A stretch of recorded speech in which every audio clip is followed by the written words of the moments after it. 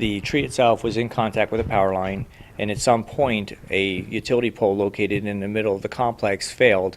It went into a structure, at which time the power line, the energized power line, came down, and it basically dissected our operations between our water supply and the crews that were up on the roof checking for extension. There were no injuries. Everyone kept their calm and wits about themselves. They just kept away from the apparatus until the down power line could be removed from it. Valley Electric arrived on scene and was able to secure the power at that point.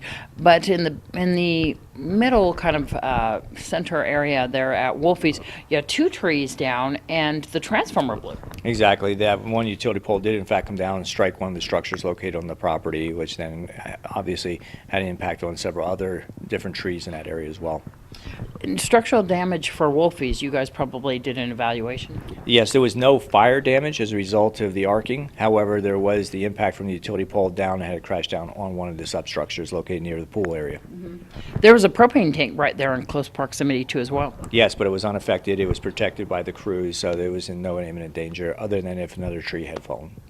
And one of the things that seemed to be in your guys' favor was the fact that where those large embers were falling on the top of the best western portion, that was a tile roof. It is a tile roof, but it had some accumulated material in there from the trees, such as pine needles and such. So crews were very, very cautious with that. They had wet down the area. They were cleaning up some of that debris, so there wouldn't be a problem. And as far as the residents inside Wulfys, I think they were ordered to stay inside? Initially, there was a shelter in place. However, then once the situation was under control, Valley Electric has secured the power to the area, those crews or those individuals were being moved out from their individual rooms to other rooms that still had power on the facility. Also, as well, there was other power lines around that area that went down too?